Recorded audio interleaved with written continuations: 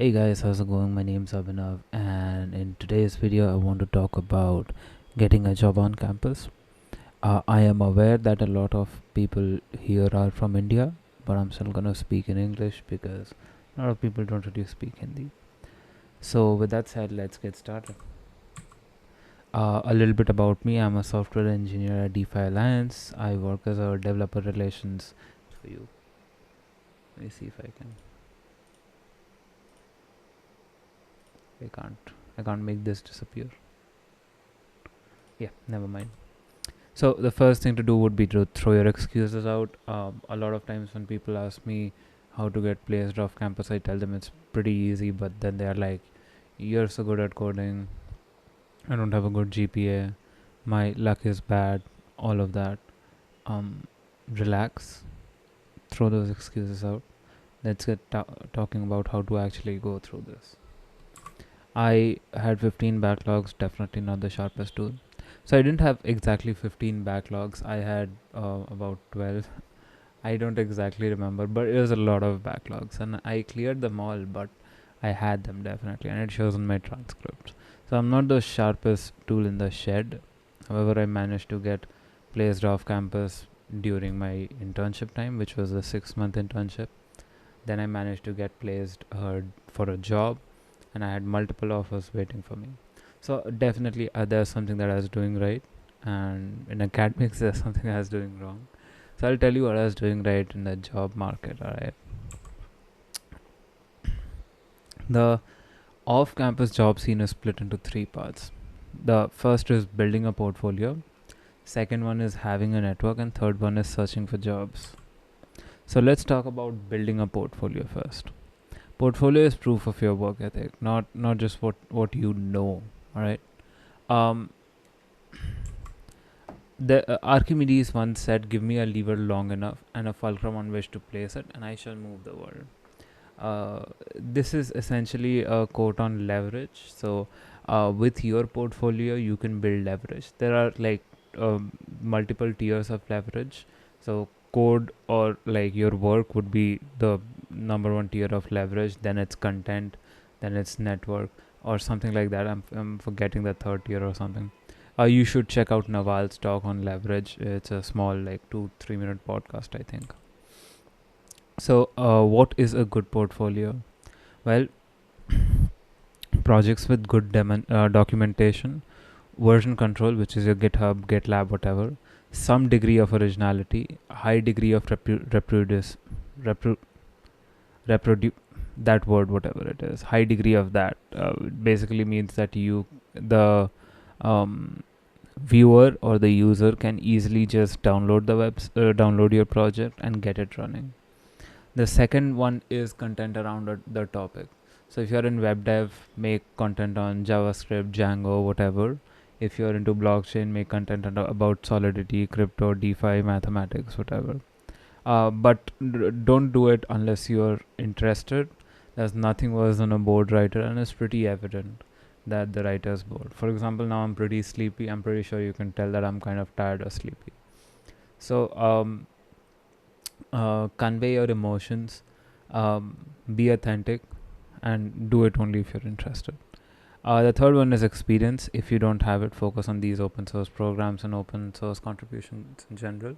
So I'll talk a little bit about that, but I need to go back to the previous topic and just elaborate on this one thing, that content means blog, video, reels, anything.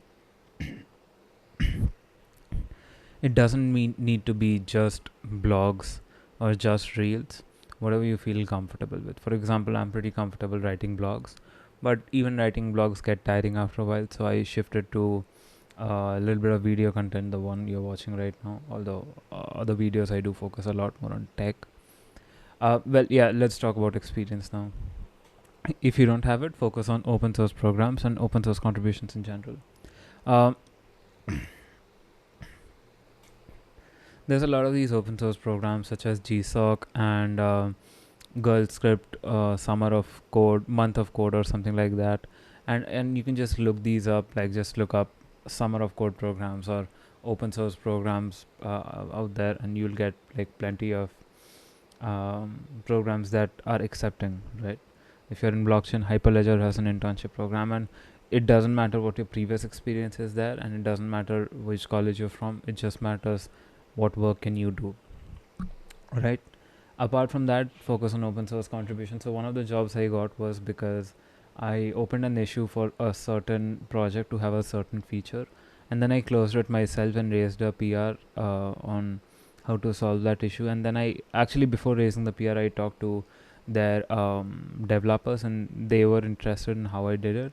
So they offered me a job that was paying, even that job was paying pretty decently, like above the Indian average salary, and I was pretty happy with it. They were ready to send a MacBook as well. After that, I was offered another job, and while I did want to work for them, I found my new job to be more aligned to what I was looking forward to, and they were very understanding to this as well. So, um, do these open source contributions, and that, I think, that was my first open source contribution. See, here's the thing: I want to do open source contribution, but at the same time, um, I feel I'm either always in the company or I'm working on my own project, so I don't really get the time to sit down and work on open source contributions. But I have friends who work on these amazing projects, such as Paranoid Android, you might have heard of it, Lineage. I have some friends who work on Mozilla.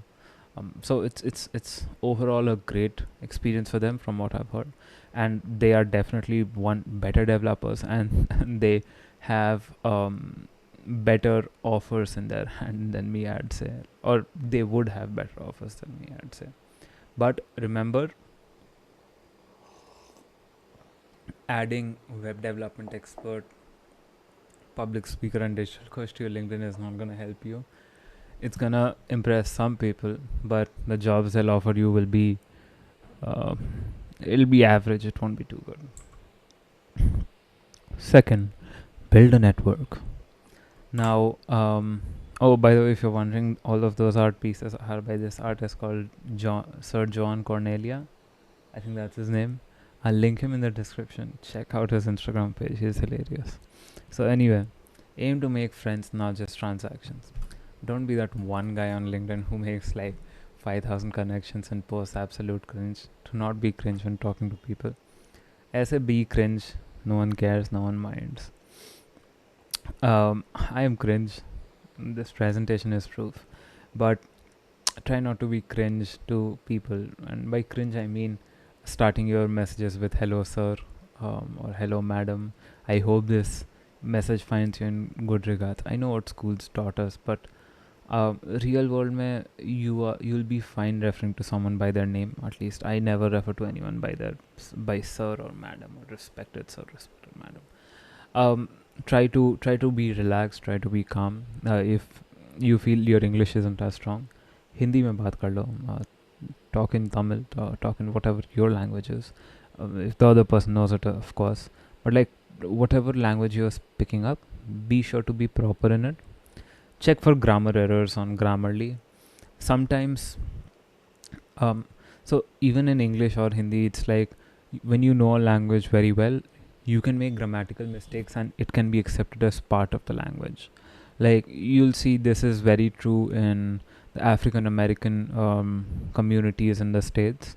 A lot of what they speak might not seem grammatically friendly to a lot of beginner English speakers, but they are speaking a correct form of English, right? So that is very advanced if you know the language very well. If you don't, relax, talk in your language if you want, and don't stress it out too much. Don't do a lot of salutations. You use emojis carefully. Just be relaxed, man. Just calm down. Be a creator, not just a consumer. People on social media, me as well, are addicted to consuming content, reels, YouTube shorts, all of that. Change that. Be addicted to consumption if you want, but also start creating content. Help people, reach out to them, be resourceful, cordial, and respectful. If you know someone who's looking for a certain type of job, and if you know someone who's looking to hire someone with that skill set, put them both in touch. Yeah. Learn to write effectively. Read Jordan Peterson's 10-step process for stronger writing, whatever language you write in. If Remember this: if you're comfortable writing in Hindi, write in Hindi. If you're comfortable writing in Tamil, write in Tamil. If you're comfortable writing in Spanish, let's go, man. Let's do that. But whatever you're comfortable writing in, write. Writing makes you uh, a better communicator. I definitely don't think I'm a very good communicator.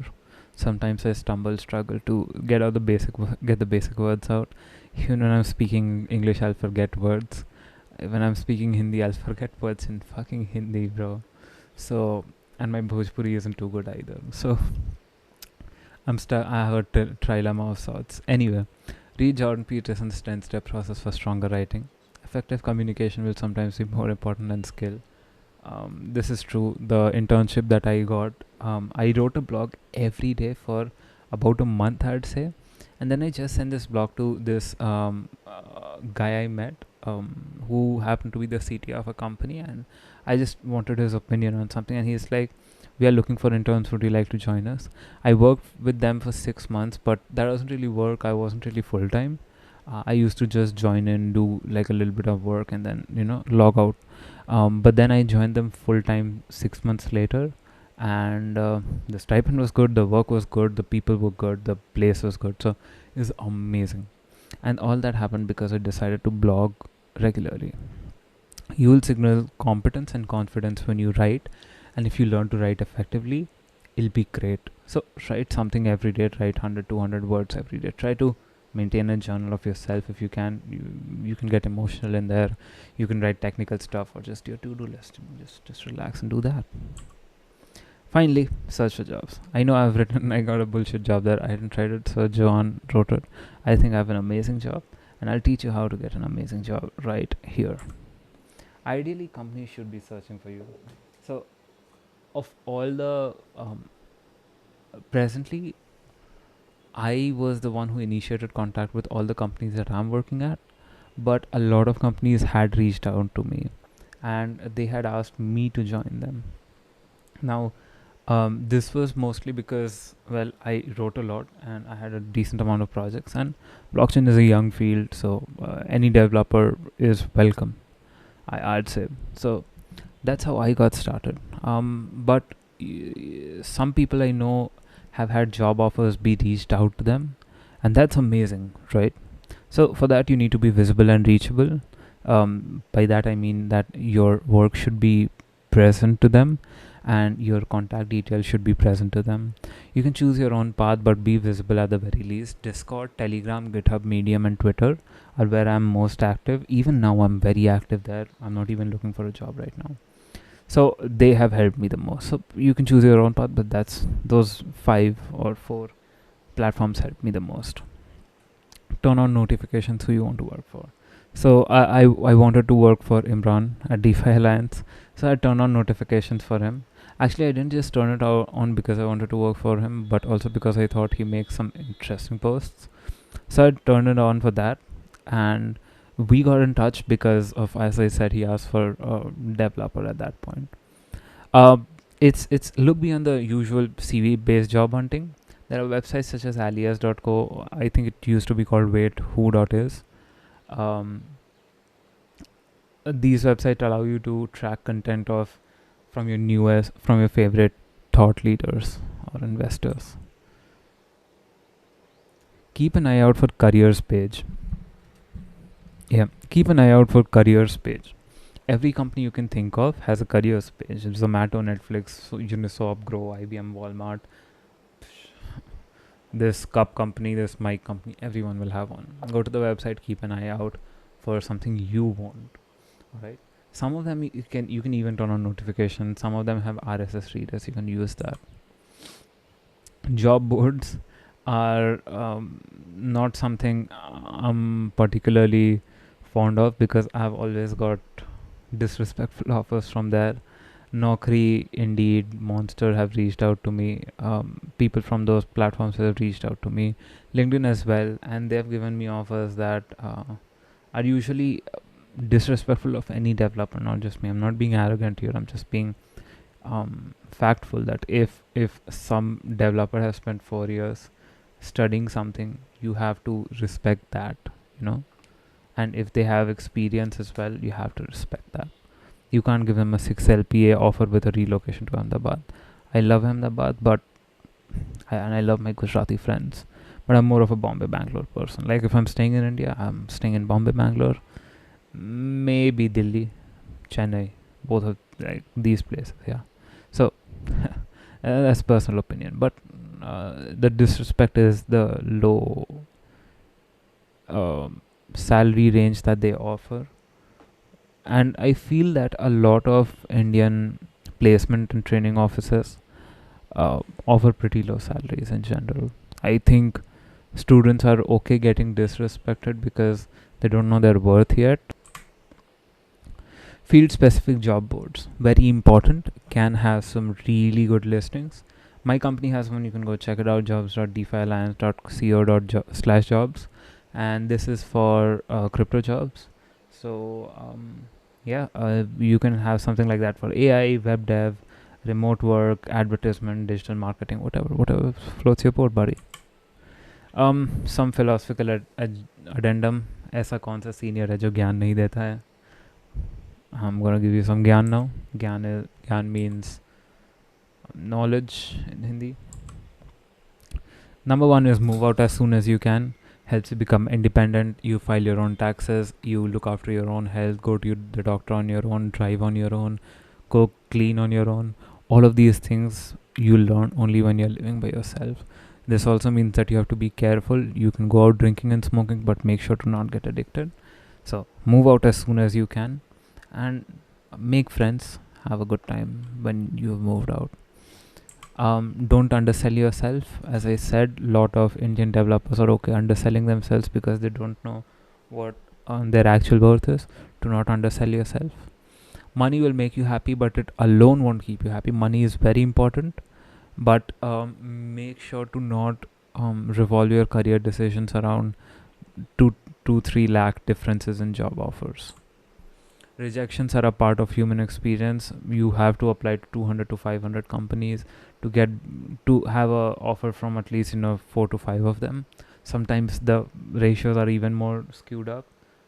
There's no scarcity of developers right now, but there's a scarcity of good developers, and I think that scarcity will just increase as the demand for it increases. So you have good chances, but remember that rejections are a part of human experience. Do your best, give it some time, let it breathe. If it doesn't work out, learn to relax, and I'll talk about that in a second. Your hobby shouldn't be Netflix and Instagram. Go out there, have a walk, have a run, go cycle, go swim, box, dance, do something. And ideally it should be physical, but even if it's not physical, read a book. For example, this is the book I was currently reading. It's called Deep Work by Carl Newport. It's amazing. Or you can probably pick up an instrument. I'm presently learning guitar, and I keep a ukulele with me at all times. It's interesting. So have something on the side. It shouldn't be Netflix and Instagram. Don't be your own enemy. Take care of your health. Sleep on time. Do all the good things.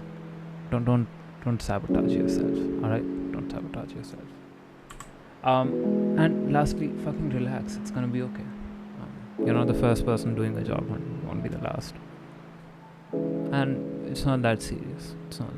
You'll be fine. I believe in you, and you're gonna make it. Is Abhinav this side. Great talking to you.